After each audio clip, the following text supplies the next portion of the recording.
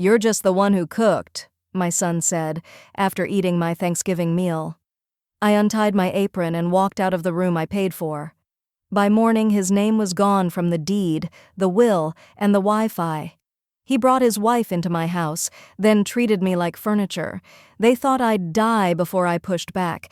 Instead, I made them tenants, with rent due in 30 days. All right, before we dive into this crazy story, do me a favor. Subscribe and tell us where you're watching from.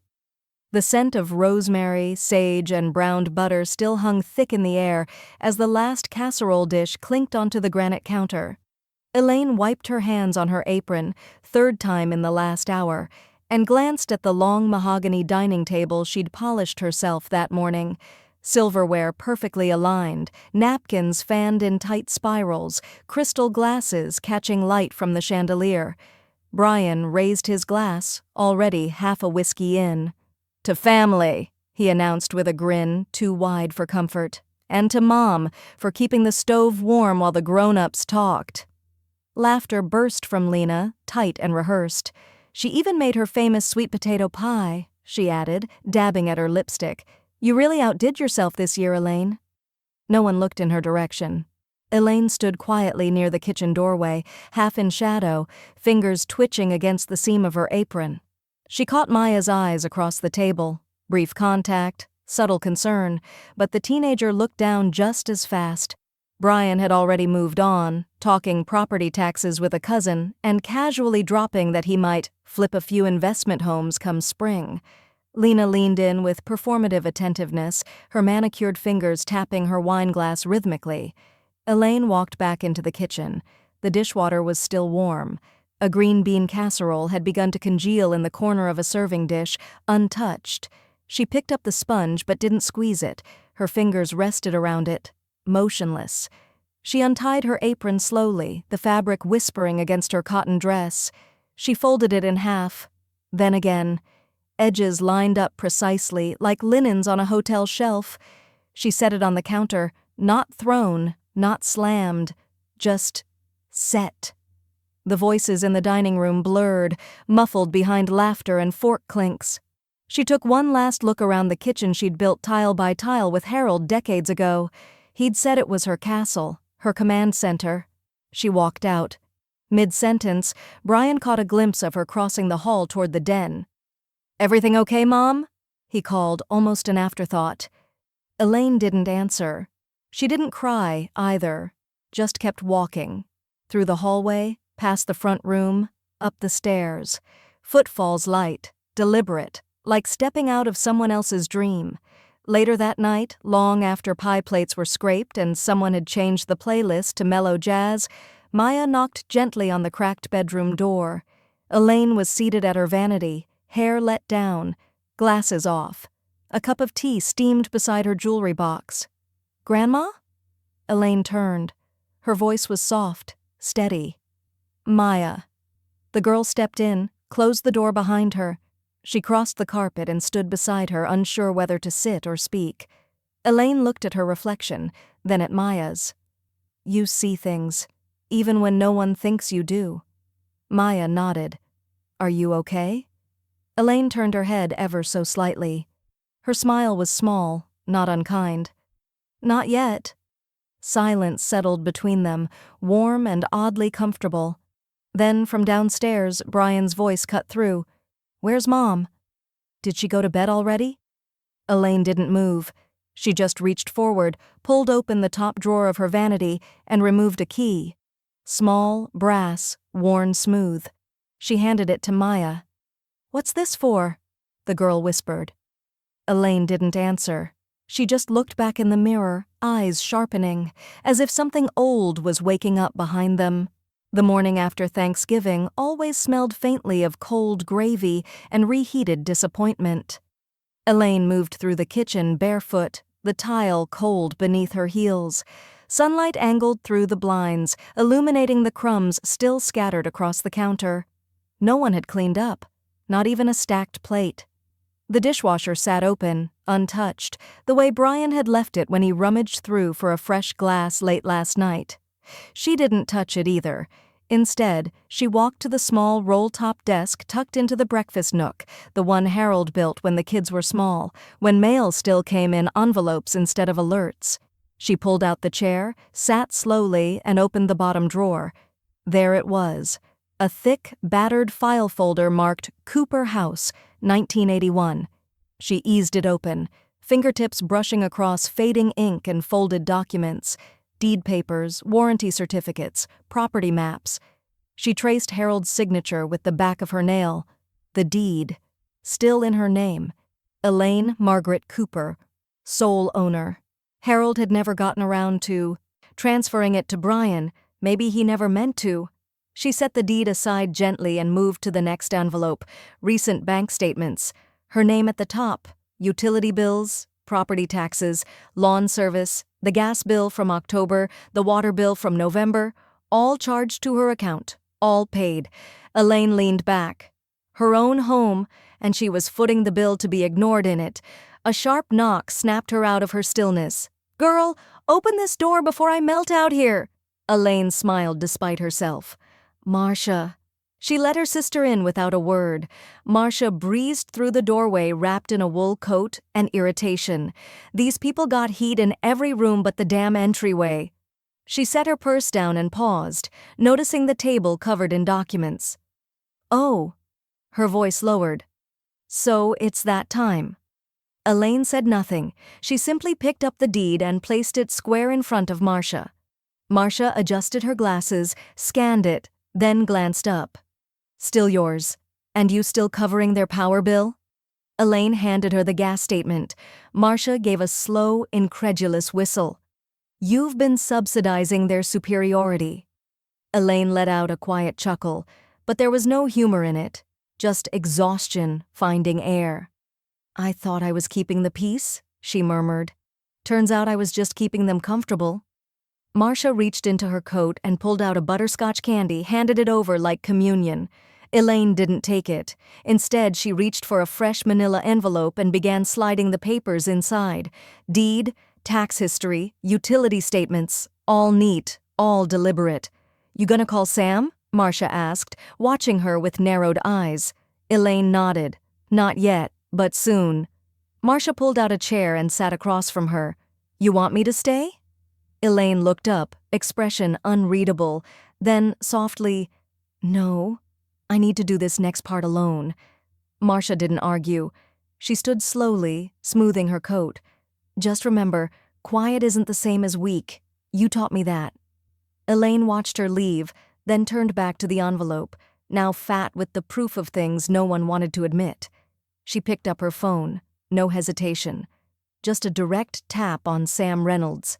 "Attorney." It rang once, twice. Then, "Elaine?" Sam's voice was warm but cautious, like he already sensed this wasn't a social call. "I need to talk business," she said. "Soon as possible." There was a pause, then a rustle of paper. "Come in Monday morning, I'll clear my schedule."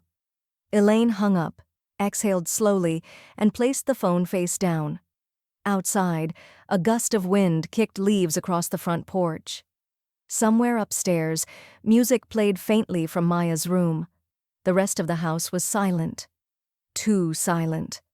Elaine stood and walked to the cabinet above the refrigerator, Harold's old hiding spot. She reached back, behind the coffee filters and holiday candle molds, and pulled out a small lockbox. She hadn't opened it in over a decade. She keyed in the combination with fingers that didn't shake. The lid clicked open.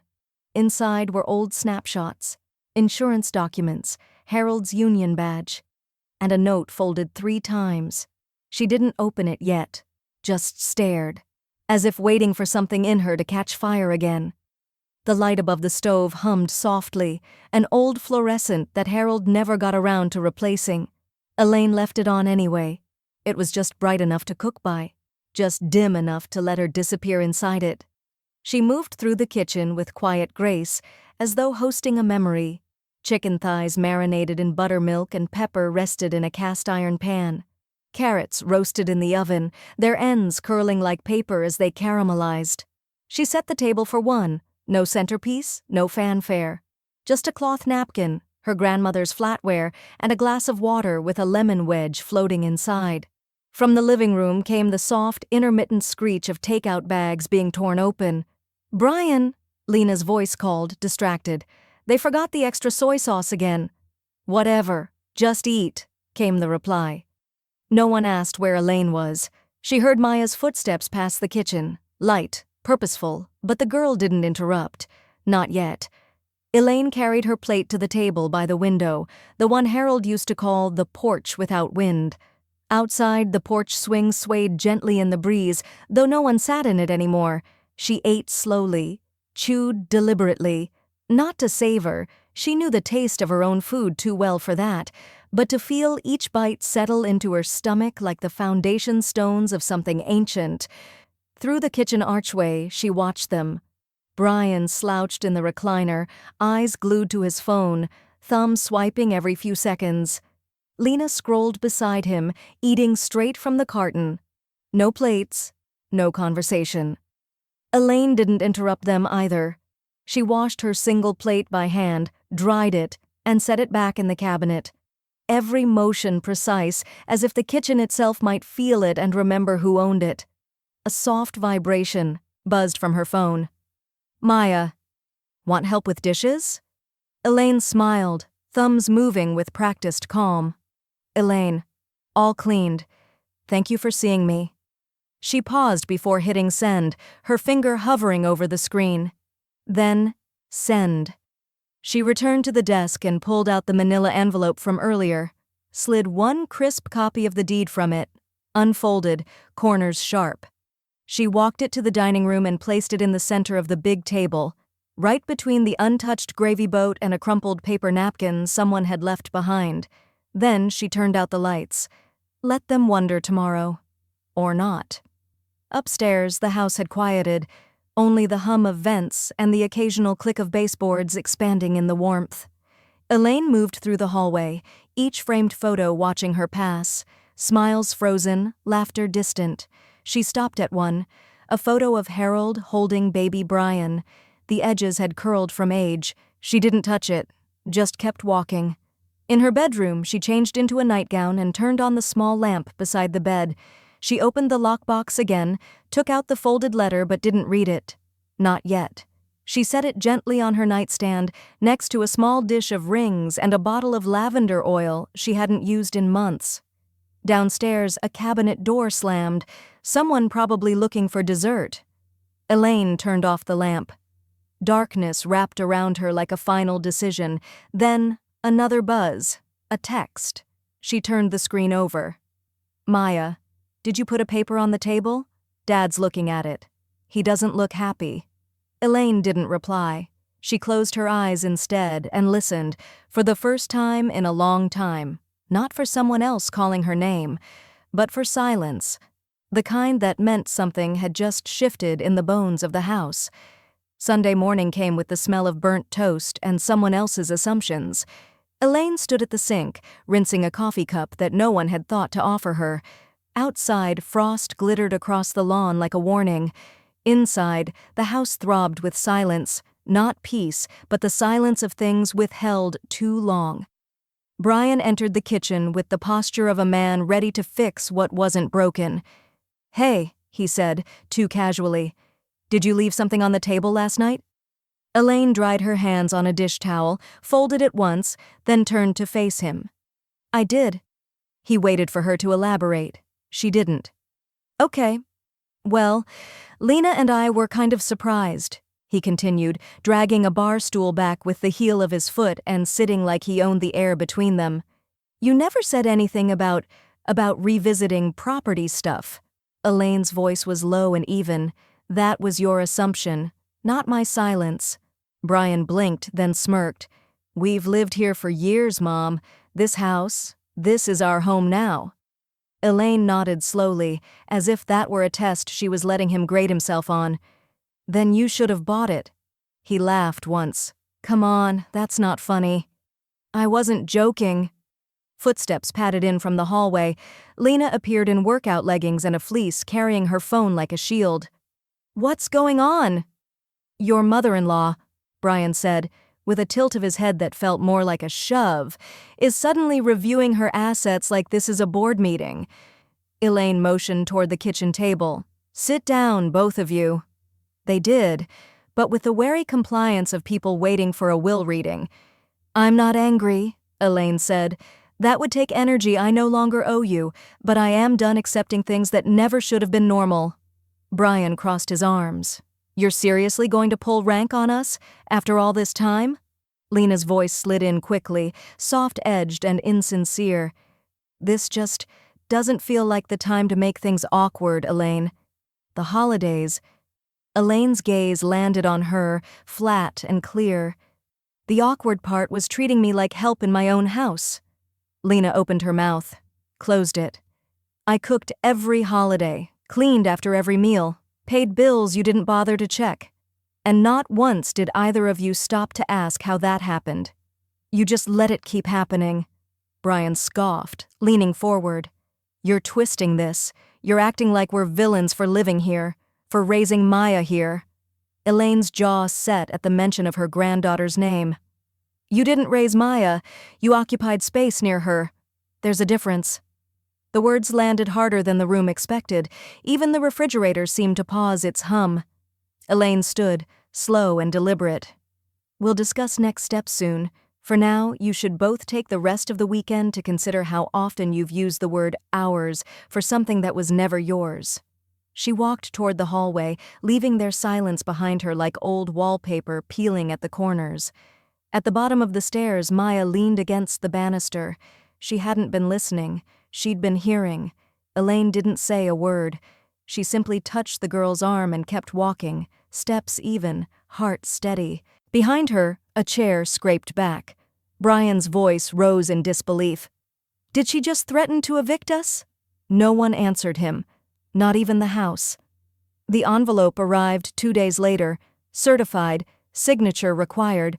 Brian found it waiting in the mailbox beneath a Bed Bath & Beyond flyer and a coupon from a pizza place they never ordered from, his name printed neatly. Return address, Sam Reynolds, attorney at law. He brought it inside, flipping it over like it might contain a check or a birthday card someone had misaddressed. Lena sat at the kitchen island, browsing Zillow listings out of habit. She looked up when he held it out. "What's that?" Brian tore the seal with his thumb. The paper inside was heavier than normal stock, thick like courtroom breath. His eyes scanned the first line, and then stopped. "Notice of occupancy status review and rental reassessment proposal." Lena blinked. "Rental what?" Brian handed her the letter. She read the first paragraph aloud, voice sharp with disbelief. "Effective January 1st, 2026, occupancy of the Cooper residence by non-title holding parties will be subject to market rental terms unless alternate legal agreements are established." She stared at the page like it had cursed at her. Then she balled it up and threw it across the kitchen. "She wouldn't actually evict us." Brian didn't answer. He walked over to the crumpled page and retrieved it like it owed him something. His name wasn't on the deed. That part was real. The silence stretched. Lena folded her arms, eyes darting between him and the hallway. "Are you going to talk to her, or just let this power trip continue?" Upstairs, Elaine sat in the sunlit corner of her bedroom, reading glasses perched low on her nose. Across from her, Sam Reynolds adjusted the cuffs of his blazer and cleared his throat gently. "The terms are enforceable," he said, tapping the rental contract with the end of a blue pen. "They can contest, but they won't win. The paperwork is clean and the history's on your side." Elaine nodded once. "I'm not trying to embarrass them, Sam. I'm just done pretending silence is fairness." Sam softened his voice. "Then this is the right move." Elaine pushed the signed documents back across the table. "Add the utilities clause. I want them to know what real living costs." Downstairs, Marcia had set up shop at the dining table with her laptop, a mug of peppermint tea, and the bluntness of a woman who'd retired from both teaching and tact.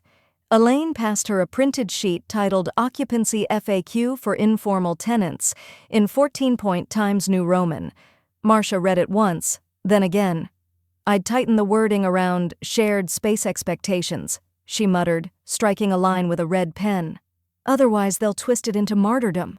Elaine chuckled softly. They already have. Marcia looked up. You sure about this? Elaine folded the final document and slid it into a folder labeled Cooper House, 2025. Marcia, I've cooked in this house longer than they've respected it. It's time they learned what free really costs. A quiet footstep behind them made Elaine pause. Maya stood in the doorway, eyes on the folder. You're really doing this? She asked, voice somewhere between awe and worry. Elaine met her gaze head-on. I am. The girl didn't speak for a moment, then she nodded slowly and walked away. No argument, no protest, just understanding. That night, Elaine placed a second copy of the rental terms on the kitchen corkboard between the takeout menus and Maya's school calendar. She pinned it there with a magnet shaped like a rooster. No one removed it. By morning, Brian had called Sam's office 3 times, no return call. Elaine, meanwhile, stepped out into the cold December air, coat buttoned to her throat, folder in hand. She walked into the city clerk's office and handed it over with calm precision. File this, she said. I need the reassessment logged before year-end. The clerk barely glanced up. Deed number? Elaine passed it across the counter, straight-backed and sure. The house was no longer theirs to assume. It never had been. The office smelled faintly of old paper and stronger coffee. Sam's legal assistant offered Elaine a seat, but she waved it off. Standing gave her spine more dignity. Across the polished oak desk, Sam slid over a new stack of documents, this one thinner but heavier in implication. Gold clip, 2 signature tabs, a quiet kind of power. No room for error, he said, tapping a line with a capped pen. Medical power of attorney, revocation of previous beneficiaries, property succession. Maya's your designated sole heir. It'll all hold. Elaine adjusted her glasses and read every word. Twice. Sam watched her with quiet respect. You sure you want the medical directive tied in? It's more responsibility than most 17-year-olds carry.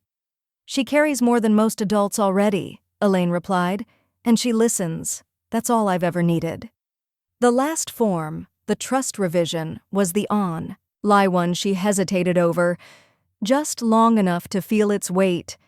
Then she signed. Clean strokes, no tremble. By the time she left the office, a snow flurry had begun outside, brushing over sidewalks like powdered erasure. Back at the house, she didn't announce the change. No speeches, no family meetings, just one envelope, placed precisely at the edge of the dining table where she knew Brian would see it. He found it that evening, returning from his jog in a thermal hoodie and attitude to match. He peeled it open with the suspicion of someone who'd learned the hard way not to trust thin paper. The letter inside was brief, legal, unapologetic, trust revision, inheritance modification, removal of prior named beneficiaries. He read it twice, then stormed through the hallway like it owed him answers. Elaine was in the laundry room folding towels. He didn't knock. You're punishing me for a damn joke? She didn't look up. Which one? The Thanksgiving thing. You know what I meant. You can't rewrite the whole family over one comment. Elaine folded a bath towel, squared the corners. It wasn't a comment. It was policy, one you practiced for years. Brian's voice sharpened. You're handing everything to Maya like I don't exist? Elaine placed the towel in the basket. I'm handing things to the person who sees me, who checks the dishwasher without being asked, who never once used my silence as a cushion for their ego. He threw his hands up. So what? You're cutting me out because I didn't thank you enough? No, she said evenly. I'm cutting you out because you thought this place was yours by default, that I owed you my home, my name, my legacy, because you never imagined I'd take it back. Brian's mouth opened, but no words came, just the high flush of someone whose grip on entitlement was finally slipping.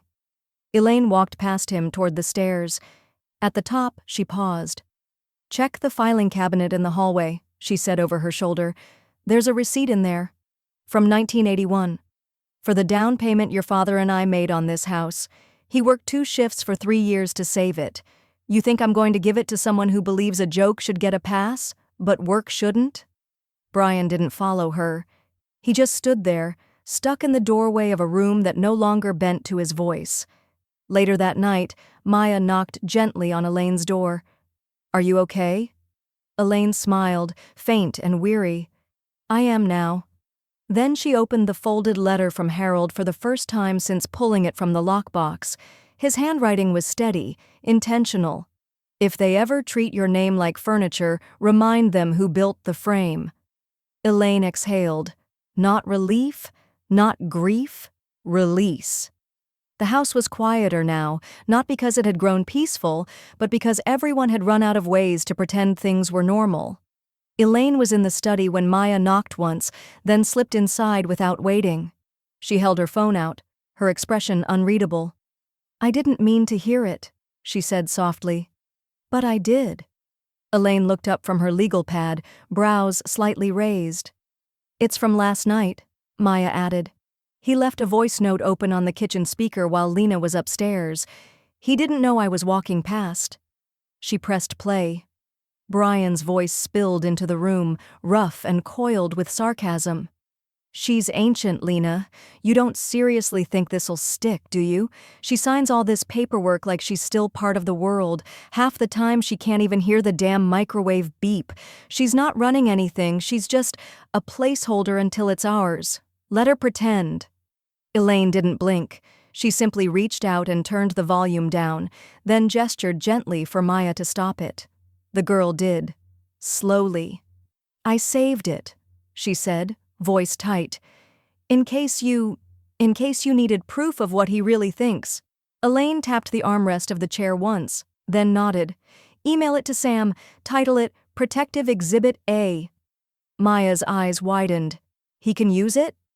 "If they challenge the trust," Elaine said, "it won't be about legality. It'll be about story. Sam will let the judge hear his version of family." Maya hesitated, then, "Do you want me to delete it after?" Elaine shook her head. Let it exist." She turned back to her desk. "Sometimes the record isn't for court. It's for memory." That afternoon, Lena showed up in the kitchen holding a fresh pie dish, her smile stretched too tightly across her face. The edges of her effort were obvious: store-bought crust, uneven lattice, and a scent that didn't quite belong to fall or forgiveness. Elaine didn't get up. "I thought we could start over," Lena said, placing the pie carefully on the counter like a peace offering no one asked for. "Things have been tense. Maybe it's the holidays. Maybe we're all just overwhelmed." Elaine looked at the pie, then at Lena. "I've already eaten," she said evenly, "and you've already spoken." Lena's smile faltered, then dropped completely. She stood there, for a moment like a student dismissed before class ended, then turned and walked out. Elaine watched her go with no satisfaction, just a quiet understanding that not all doors need to slam to stay closed. That evening, Sam called back. "The file's received," he said. "That audio clip? It won't win a case by itself, but if they contest your actions, it builds character evidence, and it's compelling." Elaine said nothing at first. Then, "Good. Let it sit in the background like wallpaper." Sam chuckled softly. "You always were better at strategy than most of my clients." She didn't respond, just ended the call with a soft, "Thank you, Sam," and laid the phone beside her like a finished page. That night, after the house went still, Elaine sat in the kitchen under the low pendant light. The pie sat untouched on the counter. She reached over and opened the tin foil just enough to peek inside. The crust was already softening. She took the entire dish, walked to the back door and set it outside on the porch. The cold took it quickly. By morning, something would eat it, just not her. Sam called just after sunrise. Elaine answered on the first ring. She was already awake, coffee brewed, sitting in the corner chair of her bedroom with her slippers still on, and her mind alert in that way it only got when betrayal was involved. "He tried to collateralize the house," Sam said flatly. "I got a call from the mortgage company Friday afternoon. A junior underwriter flagged it because the title didn't match the borrower's name." Elaine didn't blink. "Brian? Used your address, your square footage, your equity projection, Everything but your name.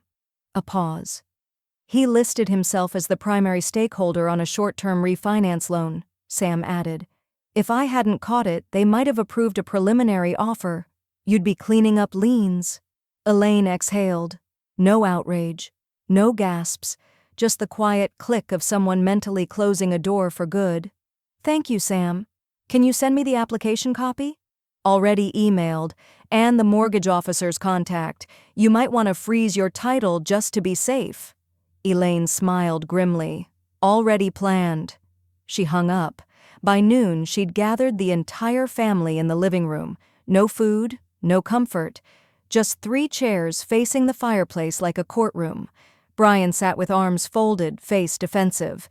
Lena hovered behind him, eyes darting like she was waiting for someone to take her coat and say it was all a mistake. Maya sat nearest to Elaine.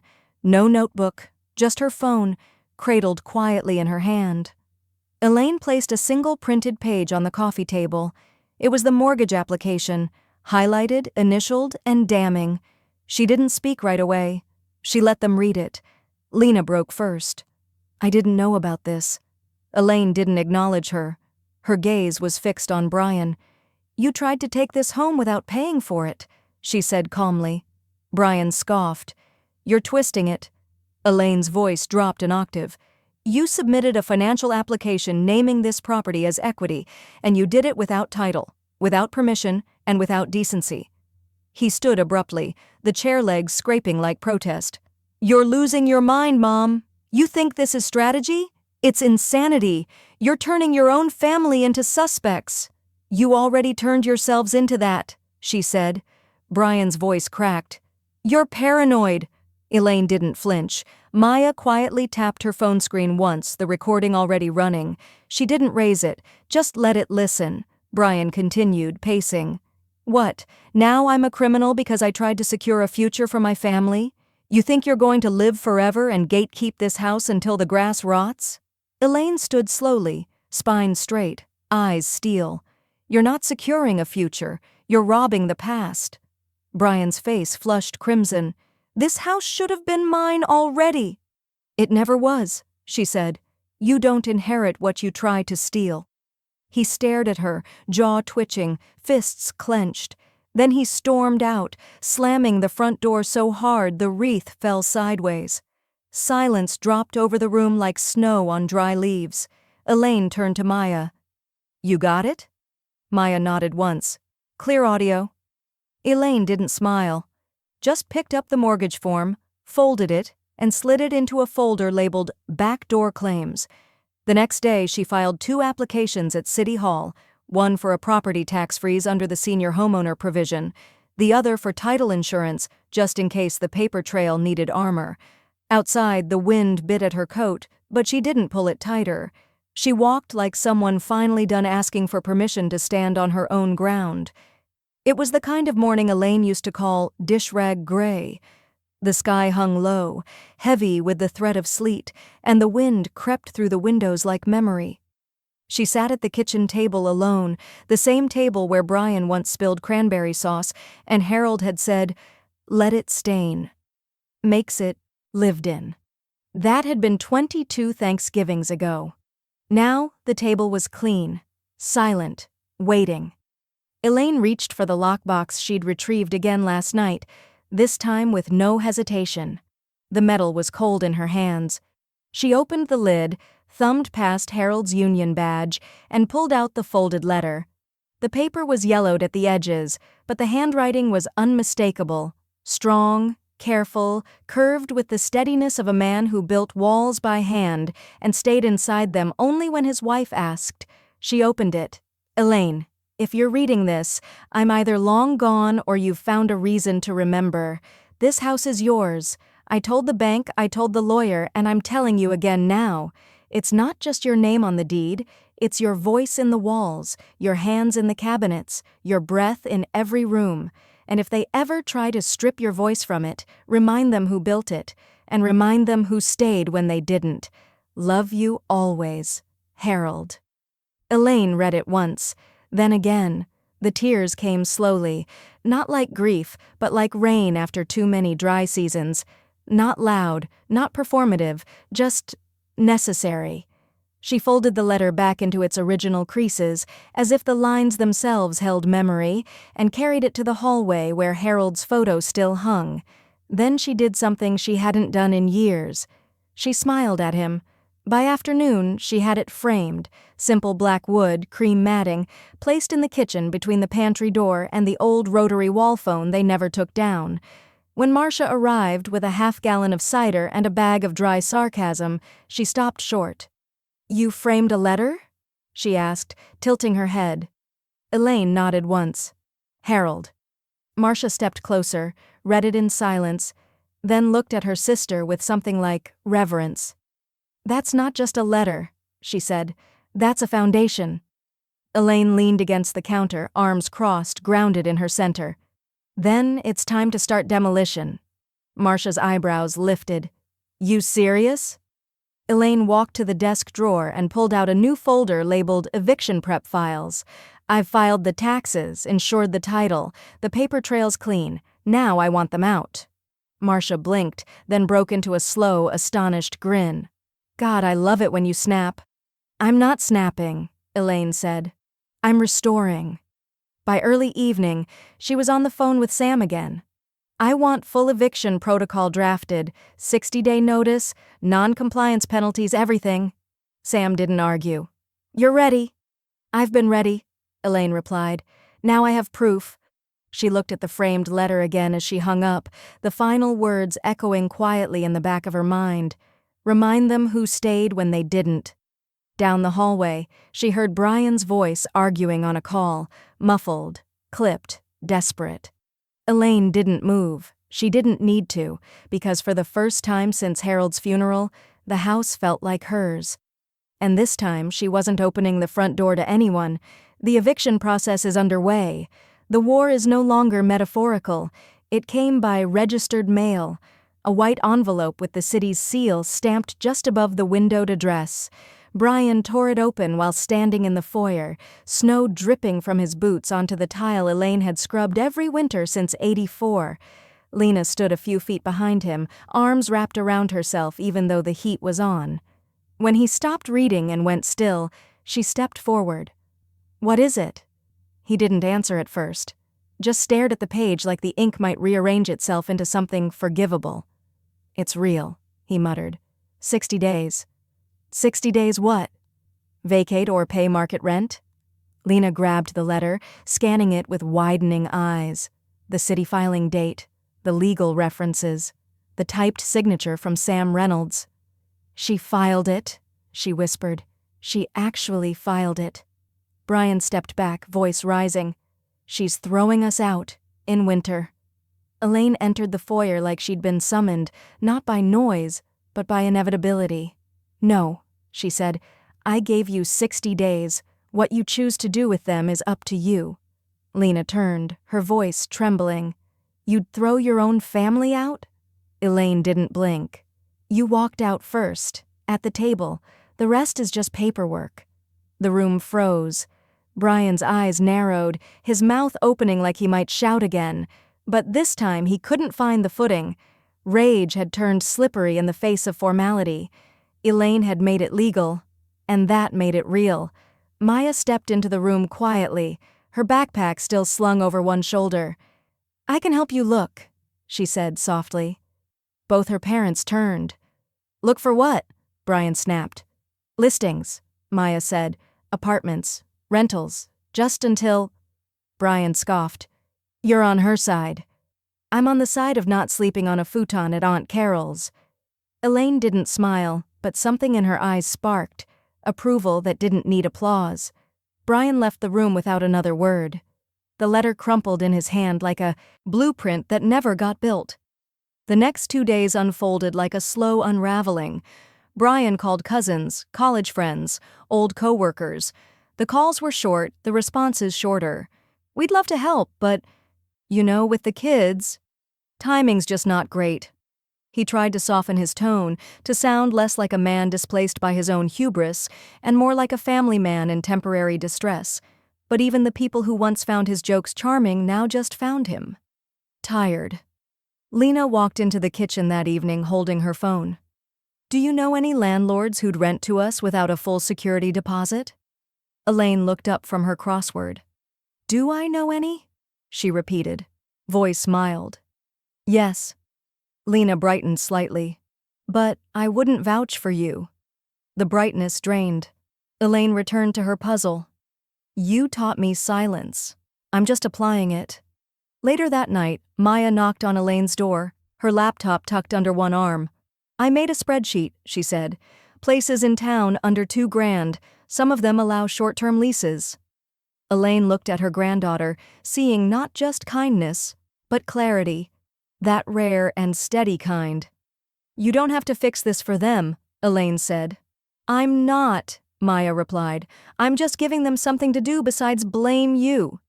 Elaine nodded slowly, eyes damp but not broken. Down the hallway, Brian slammed a cabinet. Again. Elaine didn't react. She reached into her drawer, pulled out a second printed copy of the notice, and slipped it into her eviction prep files folder.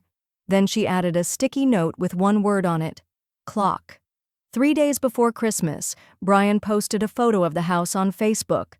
The driveway blanketed in soft snow, twinkling lights still clinging to the porch rail from last year.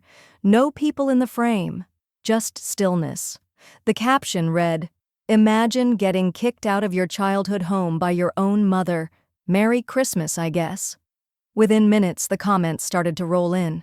"Wait, what? That's brutal. How could she?" But then, the tone shifted. Someone asked, "Didn't she build that house?" Another chimed in, "What's the real story here?" An hour later, a third comment appeared. No profile photo, no tags, just a single link to an audio file titled, "Placeholder." The voice note. Maya hadn't said anything before she did it. She hadn't asked permission, but she'd known. Brian's voice leaked into the digital void like oil in clean water. "She's just a placeholder until it's ours. Let her pretend." By that evening, the post had been shared over 100 times. Local acquaintances, people from high school, an old neighbor, a few coworkers. The sympathy drained like water down a rusted pipe. Then came the phone call. Brian answered on the second ring. "Hello." His manager's voice was calm but clipped. "There's a situation, Brian." "What kind of situation?" "We've received a complaint, an anonymous one, technically. Elder mistreatment, verbal abuse. A file was attached." Brian's stomach dropped. "That's ridiculous." "We're not passing judgment," the manager said, "but optics matter. The firm is issuing a public statement. You're being placed on administrative leave effective immediately." "Are you serious?" "I am. I'd advise staying offline for a while." The line went dead. In the kitchen, Lena sat with her head in her hands. Her phone buzzed once, then again. Then nothing. The group texts had gone quiet. The women she lunched with, the ones who liked her posts, the ones who sent holiday recipe swaps. Nothing but silence. She reached for the pie plate still in the fridge, the one she'd made for Elaine. She stared at it a long moment, then dropped it in the trash. Upstairs, Maya stood outside her grandmother's bedroom door with a plate of fresh shortbread, still warm, just barely. Elaine was sitting by the window when she knocked. "Come in." Maya entered slowly, holding the plate like it mattered. "Tea?" Elaine nodded. "It's already steeping. You're just in time." Downstairs, the front door slammed. Probably Brian. Maybe both of them. Neither woman flinched. In the sunroom, Marcia sat with June, an old friend from church who still sent handwritten cards and wore slacks with pressed pleats. Elaine joined them, tea tray in hand. No talk of the eviction, no gossip. Just small comforts, cedar candles, lemon slices, and shortbread passed in quiet rhythm.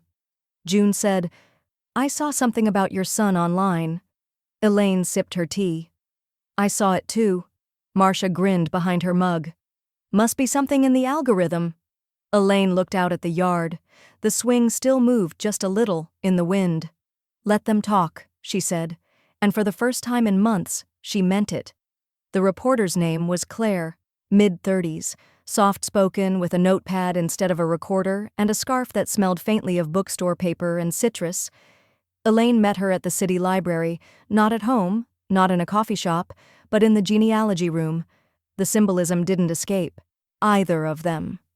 "I don't want a takedown piece," Elaine said as she settled into the worn velvet armchair, "and I'm not interested in being anyone's folk hero." Claire smiled. "I'm not writing about outrage. I'm writing about recovery." Elaine nodded. "Then you'll get honesty, but not drama." The interview lasted an hour. Claire asked precise questions about inheritance, silence, the language of domestic labor. Elaine answered carefully, never once using Brian's name. She spoke of stewardship, not revenge, of ownership, not eviction. When the article came out the following Sunday, the headline was plain but potent: "When Matriarchs Reclaim Their Space." Elaine's photo was in black and white. No makeup, no pretense. Just her in the kitchen next to the framed letter, hands resting lightly on the countertop she had scrubbed so often it no longer needed shine to be clean. By noon, her voicemail was full. Not from the media, not from gossip, from strangers. "You reminded me of my grandmother. Thank you. My aunt sent me this article." I cried. I printed it and put it on my fridge. One message came with a business card slipped under her door in an envelope. "Tasha Reed, Executive Director, Mid-State Housing Justice Collaborative. Call me. We need your voice at the table." Elaine stared at it a long time, then placed it in the eviction prep files folder, not to bury it, but to give it a home among the rest of her new paperwork. That afternoon, she called. "Ms. Cooper?" Tasha's voice was bright, brisk. "This is she. I read your story. You said something in it that stuck with me, about silence not being the same as peace." Elaine smiled softly. "That was my favorite sentence. We run a housing fairness board. We're mostly policy wonks and legal interns, but we've been needing someone older, wiser, quieter, but sharper. Would you be interested?" Elaine leaned back in her chair, phone balanced in her palm. "I've spent most of my life not being asked, and most of this year learning how to answer." Tasha paused, then laughed gently. "So, is that a yes?" Elaine glanced at the framed letter from Harold. Remind them who built it. "Yes. It's a yes." That evening, after dinner, she called Maya into the study. The girl brought her laptop, thinking it was a spreadsheet moment. Elaine handed her a single-page, notarized document. "What is this?" Elaine folded her hands. "You're now listed as backup trustee." For the house, Maya blinked. "Are you sure? You earned it the moment you stopped pretending not to see." Maya stood there a moment too long, overwhelmed and rooted. "Thank you," she whispered. Elaine just nodded. "Keep the house clean. And keep the record clear." Outside, lights flickered on across the neighborhood. But in that moment, it was Elaine's house that glowed with the calm certainty of something no longer defended, but claimed. The envelope was resting on the front step. No knock, no text. Just the hush of falling snow and the faint indent where someone's boot had stood for too long. Elaine bent slowly to pick it up. Plain white. No return address. Inside were two things: a house key and the garage remote. Nothing else. No note. No apology. Just silence. The same kind Brian had once weaponized across dinner tables and birthdays. She stood there for a long moment, the envelope open in her palm, watching the empty street as though it might confirm what she already knew. They were gone. Upstairs, Maya was folding laundry when Elaine knocked softly on the door. "They left," she said. Maya's head snapped up. "Both of them?" Elaine nodded. Maya swallowed. "Do you feel anything?" Elaine smiled faintly. "The heat still works. That's enough for now." By noon, a locksmith had come and gone. New keys were cut, codes reset, locks changed, the old garage remote now useless. Elaine placed it in the junk drawer without ceremony. Then she opened every window in the house. Fresh air swept through the rooms like intention, blowing out months of thick breath, burnt pie crust, and old arguments. She moved from room to room with a sage stick Marcia had once rolled her eyes at, lighting it anyway. By afternoon, the smell of pine cleaner replaced the ghost of other people's entitlement. That evening, she and Maya repainted the hallway. Nothing dramatic, just a fresh coat of warm ivory, erasing scuff marks and years of passive commentary left in chipped corners and half-hearted touch-ups. Elaine painted steady lines around the baseboard, while Maya filled in the bulk of the wall, earbuds dangling but unused. They didn't talk much, but they didn't need to. After they finished, Elaine stood in the kitchen staring at the empty spot above the stove, the space that had always felt too blank, too neutral, like it was waiting for a declaration. She unwrapped the custom plaque she'd ordered the week prior, still warm from the box, brushed bronze, raised lettering, not just the one who cooked. Maya helped her hang it, perfectly level, no crook, Ed legacy. Later that night, Sam called. "It's done," he said. "Final signatures are in. Tenancy revoked, title confirmed. Your name stands alone on the register." Elaine exhaled into the phone. Not relief, something more resolved. "Thank you, Sam." "You ever think about teaching this stuff?" he asked lightly. "Honestly, you've become better at navigating housing law than half the new hires at my firm." Elaine chuckled. "I am teaching." "Oh? I start next week, Housing Equity Board, and after that, maybe something even louder." Sam laughed. "Let me know if you ever need a co-chair." She ended the call and walked into the now quiet living room. The only sound was the gentle hum of the heating vents and the tick of the mantel clock Harold had fixed every year until he didn't. Elaine reached for the binder labeled Cooper House-2026, tucked it under her arm, and sat down with Maya at the dining table. Maya looked up. "Is this where the story ends?" Elaine shook her head. "This is where the kitchen starts talking back." Elaine hasn't just reclaimed the house, she's stepped into public purpose, and she's no longer alone. The kitchen was full but not crowded. 3 folding chairs had been added near the pantry door, and the scent of cardamom and clove drifted above the stovetop like steam from an old hymn. Elaine moved between burners like she always had. Confident, silent, but this time, not invisible. "Watch your roux," she said, nodding toward a younger woman who looked 1 part nervous and 2 parts hungry to prove herself. "If it darkens too fast, it turns bitter, like a grudge left on high heat." Laughter rippled through the room. Marcia sat at the corner counter, pretending to read a housing statute while sneakily jotting down the recipe for Elaine's buttermilk gravy. Maya leaned on the fridge, rolling out dough gently over wax paper and humming softly. Elaine had said yes to Tasha's invitation. Then she said yes to a second one, from a local women's center that wanted to host a series of workshops on intergenerational wealth, legal protection, and family legacy. But when they asked what to call it, Elaine insisted, "Kitchen clauses," because it was about more than law. It was about where things began and what survived. Today was the first session. She'd taught them how to brine a roast and how to read a deed, how to temper a sauce and how to set up a trust. Each recipe came with a footnote. Feed people, but protect your name. During a break, one of the women, Lynette, mid-40s, recently divorced, picked up the framed quote above the stove and read it aloud. "Not just the one who cooked. That yours?" Elaine stirred her pot once. "That's mine now." Marcia looked up from her paper. "She trademarked it last week." Lynette blinked. "You serious?" Elaine nodded. Never too late to own what they assumed was free. Later, after the class cleared out and the leftovers were packed into mismatched Tupperware, Maya handed Elaine a white envelope. "My college application essay," she said. "Want to read it?" Elaine dried her hands. "Only if it tells the truth." Maya gave a small smile. "It's titled, 'Inheritance Isn't Always a House.'" Elaine opened the letter, read the first paragraph, then paused. "You start strong." "I learned from you," Maya said. That night, they ate together at the kitchen table. No leaf extension, just the 2 of them. A simple meal, roasted root vegetables, lentils with lemon, cornbread still warm. Elaine lit a candle between them, just because. As they passed the butter dish, Maya looked up. "Do you ever miss them?" Elaine took a long sip of her tea.